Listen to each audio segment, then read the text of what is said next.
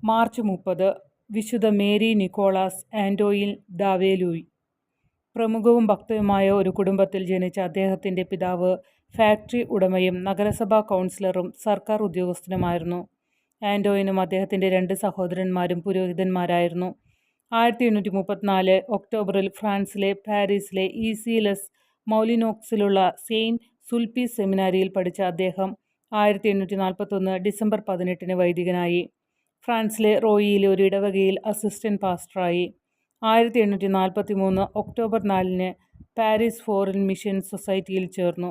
Japanese ദ്വീപുകളിൽ പ്രവർത്തിക്കാൻ ഉദ്ദേശിച്ചുകൊണ്ട് 1844 ഫെബ്രുവരി 6 missionary പ്രവർത്തനത്തിനായി പുറപ്പെട്ടു. എന്നിരുന്നാലും മക്കാവുവിൽ വെച്ച് bishop Jean Joseph Jean Baptiste Ferreol അദ്ദേഹത്തെ കൊറിയയിലേക്ക് പോകാൻ പ്രേരിപ്പിച്ചു.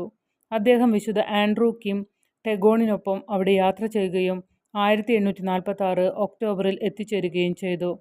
തൻ്റെ പ്രവർത്തനത്തിൻ്റെ ഭാഗമായി ഫാദർ ആൻറ്റോയിൻ കൊറിയൻ ഭാഷയിൽ പ്രാവീണ്യം നേടി. ഒരു ഫ്രഞ്ച് കൊറിയൻ നിഘണ്ടു, കൊറിയയിലെ കത്തോലിക്ക മതത്തിൻ്റെ ചരിത്രം, പുതിയ മതപരിവർത്തനങ്ങൾക്കായി ഉദ്ദേശിച്ച മെറ്റീരിയൽ പരിഷ്കരിക്കുകയും കൊറിയൻ ഭാഷയിലേക്ക് നിരവധി കൃതികൾ വിവർത്തനം ചെയ്യുകയും ചെയ്തു. 1848 സെമിനാരി റെക്ടർ.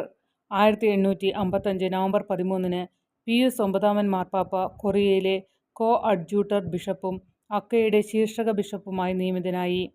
1850കളുടെ അവസാനത്തിൽ അദ്ദേഹം കൊറിയയിലെ രക്തസാക്ഷികളുടെയും കുമ്പസാരക്കാരുടെയും ജീവചരിത്രങ്ങൾ ഗവേഷണം ചെയ്യുകയും എഴുതുകയും ചെയ്തു. അദ്ദേഹം നടത്തിയ മിഷണറി പ്രവർത്തനങ്ങൾ നിരവധി പരിവർത്തനങ്ങളെ വിശ്വാസത്തിലേക്ക് കൊണ്ടുവന്നു.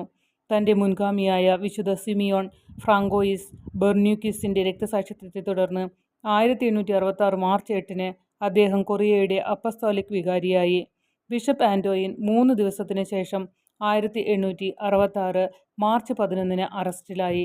അവൻ്റെ വിശ്വാസത്തിനും പ്രവൃത്തിക്കും വേണ്ടി തടവിലാക്കപ്പെടുകയും പീഡിപ്പിക്കപ്പെടുകയും ചെയ്തു. മാർച്ച് 30 1866 ദുഃഖവെള്ളിയാഴ്ച ദക്ഷിണ കൊറിയയിലെ ബോറിയോങ്ങിലെ ചുങ്ചിയോങ്ഡോയിലെ ഗാൽമേ മോട്ട് നാവികതാവളത്തിൽ വെച്ച് ശിരച്ഛേദം ചെയ്യപ്പെട്ടു.